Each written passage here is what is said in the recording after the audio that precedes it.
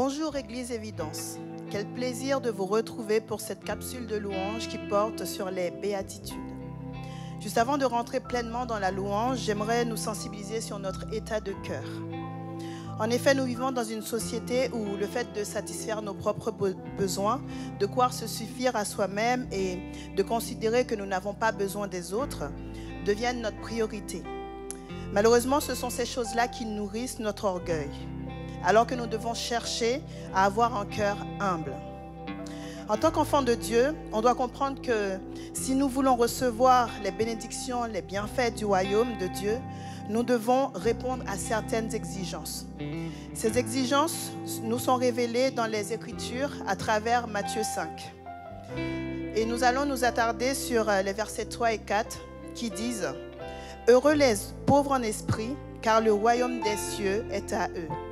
Heureux les affligés, car ils seront consolés. » Être pauvre en esprit, en fait, est le fait de reconnaître que dans le domaine spirituel, on ne peut pas dépendre que de nous-mêmes. Nous avons absolument besoin de la puissance du Saint-Esprit. Ils croient Dieu sur parole comme des petits enfants. Ils ne raisonnent pas. C'est donc à eux-mêmes que Dieu se révèle. Ils acceptent sans prétention le jugement que la parole de Dieu porte sur l'homme naturel que nous sommes, et cela attire forcément sur eux le mépris du monde orgueilleux. Être affligé, c'est le fait d'éprouver du chagrin à cause de sa propre incapacité à satisfaire les exigences divines relatives à la justice et à la puissance du royaume. Cette conscience que nous avons de notre incapacité nous pousse à nous lamenter sur les choses qui attristent Dieu, à veiller à ce que nos sentiments soient en harmonie avec la parole et d'être affligés dans notre esprit à cause du péché, à cause de l'immoralité et de la cruauté du monde. La parole nous dit que ceux qui pleurent sont consolés en recevant du Père la justice, la paix et la joie par le Saint-Esprit. La question que j'aimerais nous poser aujourd'hui est celle-ci. Est-ce que nous nous considérons comme pauvres en esprit, comme affligés, ou pensons-nous nous suffire à nous-mêmes? En fait, me savoir incapable d'arriver toute seule à plaire à Dieu est censé me pousser à m'abandonner entièrement à Dieu, à me laisser pleinement guider par le Saint-Esprit chaque jour. Parce que le Seigneur, en fait, Jésus, lorsqu'il est monté, il a envoyé le Saint-Esprit. Et il faut savoir que le Saint-Esprit est là pour nous convaincre de péché, de justice et de jugement. Le Saint-Esprit est donc là pour me rendre meilleur. Cela me demande de pratiquer l'humilité et ainsi reconnaître la seigneurie de Jésus dans ma vie. Donc j'aimerais vraiment nous inviter. Je dis bien nous parce que moi aussi je m'inclus dedans. J'aimerais nous inviter là à vraiment nous voir comme incapables, comme étant pauvres d'esprit, comme affligés en fait, parce qu'on comprend que sans le Saint-Esprit, nous n'arriverons pas à pouvoir plaire à ce que Dieu, à pouvoir plaire pleinement à Dieu, Sans le Saint-Esprit, nous n'arriverons pas à vraiment le ressembler chaque jour. Nous allons demander à Dieu de vraiment nous permettre de rentrer pleinement dans ce temps de louange. Nous allons pleinement nous laisser guider par chaque parole de ces chants et ainsi nous allons pouvoir vraiment nous laisser analyser par le Saint-Esprit qui est en nous.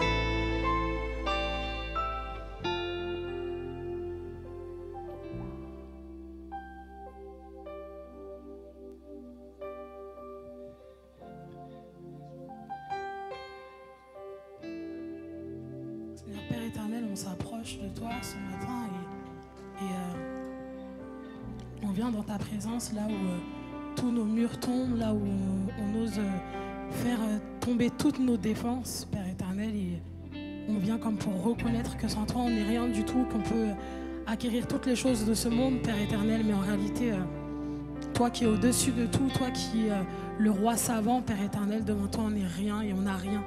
Père éternel, alors on s'approche de ton trône de gloire pour te louer, pour t'adorer et t'apporter notre plus belle offrande, notre cœur, Père éternel.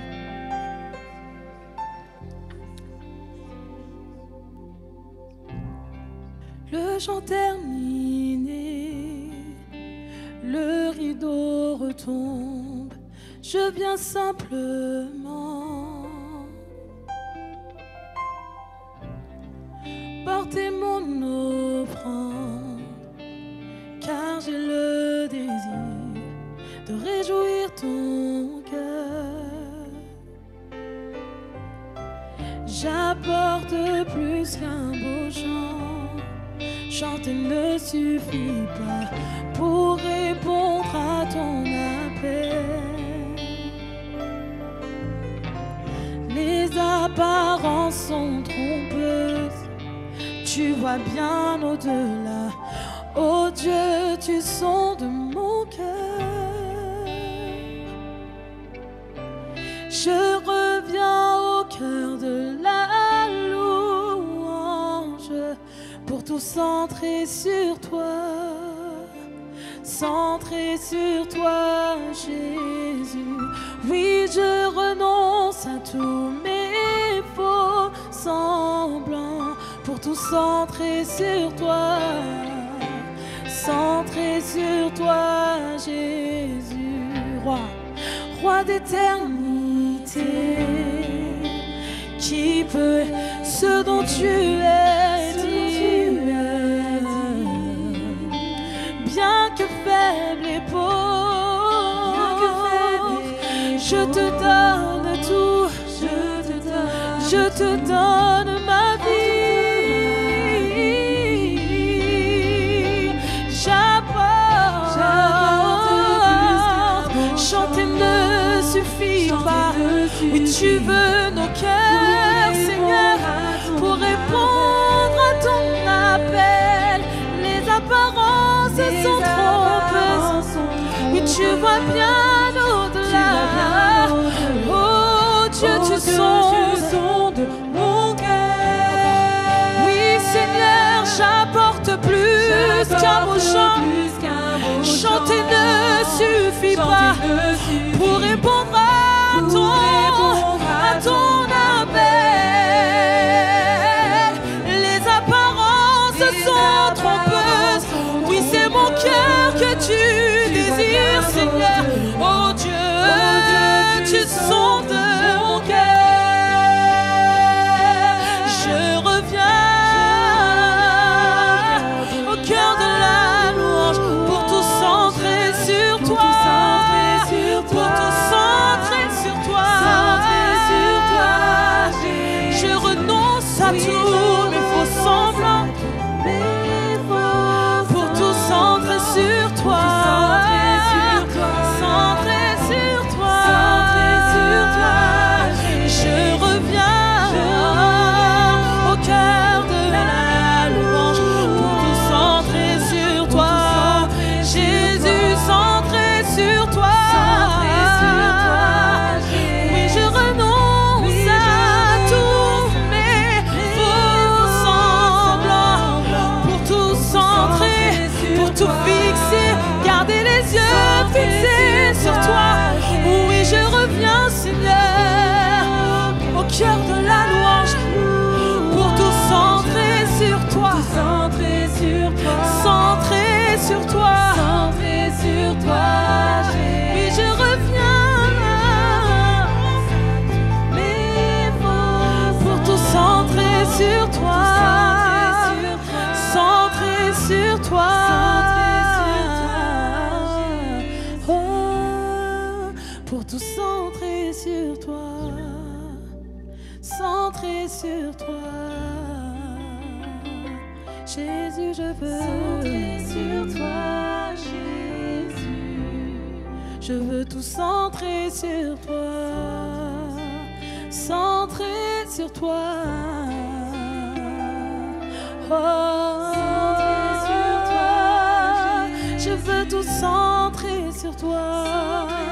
Je veux m'accrocher à toi, garder les yeux fixés sur toi, Jésus. Nul autre nom que toi, nul autre nom que le tien, que le nom de Jésus. Centré, Jésus, sois le centre de ma vie, sois le centre de mon esprit. Tu es tout, Seigneur, pour moi je veux tout.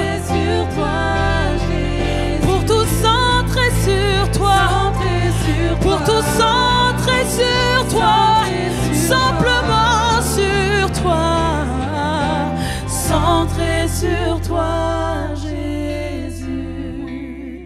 Seigneur Jésus, on rentre dans ta présence aujourd'hui pour tout centrer sur toi.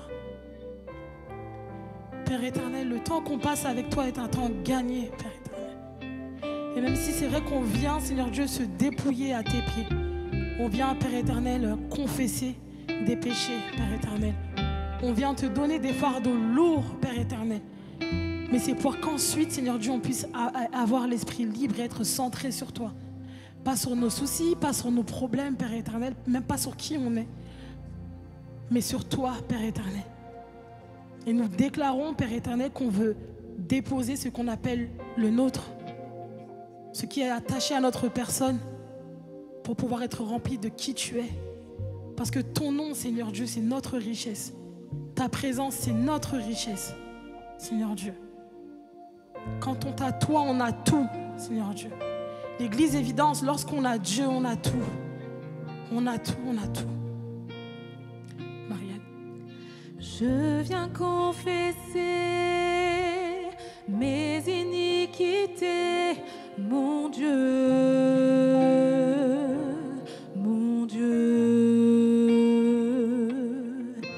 Je me suis écartée de ta volonté, mon Dieu.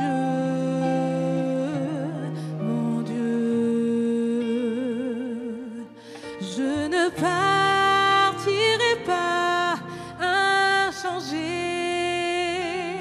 sans que tu ne m'aies pas donné et sans que tu ne m'aies transformé, mon Dieu, mon Dieu.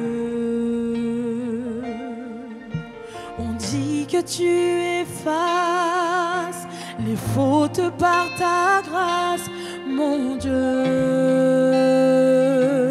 mon Dieu. Je crie au nom de Jésus, ma prière est entendue, mon Dieu, mon Dieu.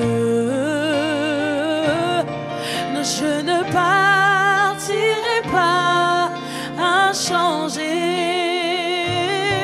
sans que tu ne m'aies pas donné et sans que transformé, mon Dieu. Oh, je ne partirai pas inchangé sans que tu ne m'aies pas donné et sans que tu ne m'aies transformé, mon Dieu, mon Dieu. Seigneur, il n'y a pas de Dieu comme toi. Je reconnais avoir péché contre toi et s'il me pardonne, mais qui le fera, mon Dieu, mon Dieu. Et sans toi la vie n'a plus de valeur qu'un sauveur. J'ai tant besoin d'un sauveur. Restaure-moi, mets ta joie dans mon cœur, mon Dieu, mon Dieu. Il n'y a pas de Dieu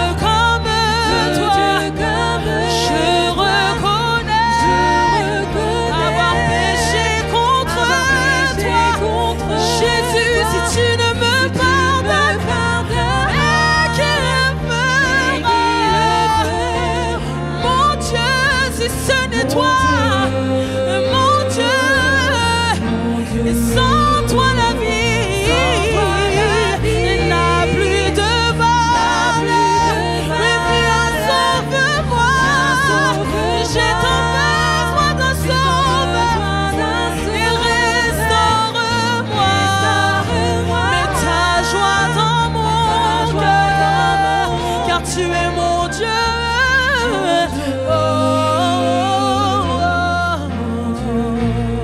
Je ne partirai pas à changer sans que tu ne m'aies pardonné et sans que tu ne m'aies transformé, mon Dieu, mon Dieu, et sans que tu ne m'aies transformé, mon Dieu, mon Dieu, mon Dieu, mon Dieu, tu es mon Dieu, mon Dieu, mon Dieu, oui, crie ton Dieu, mon Sauveur, Sauveur, Sauveur, Sauveur, Sauveur, viens, sauve-moi, Sauveur,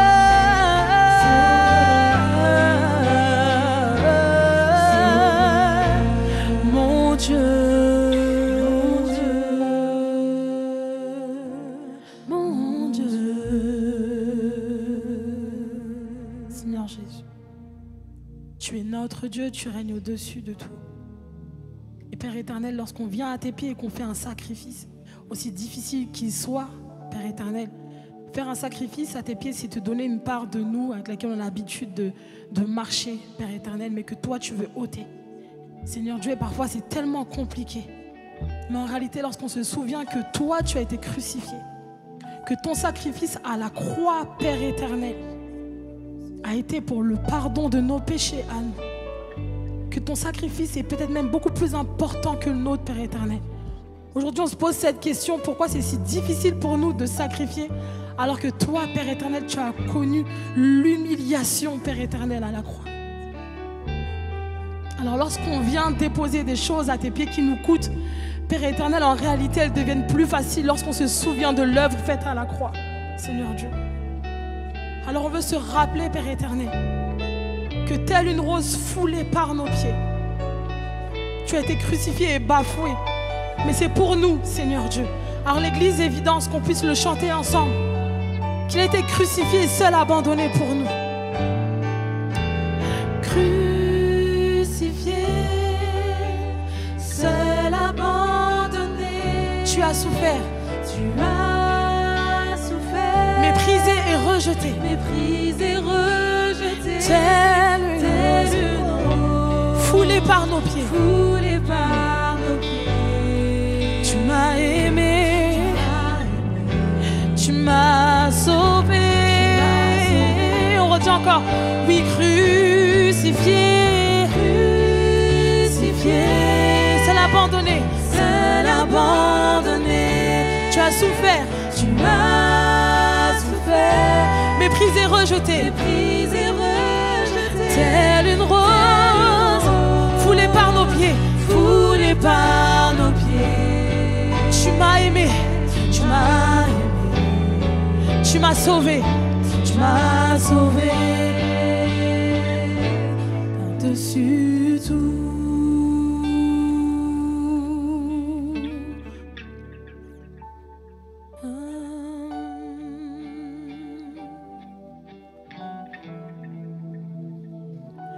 Par-dessus tout.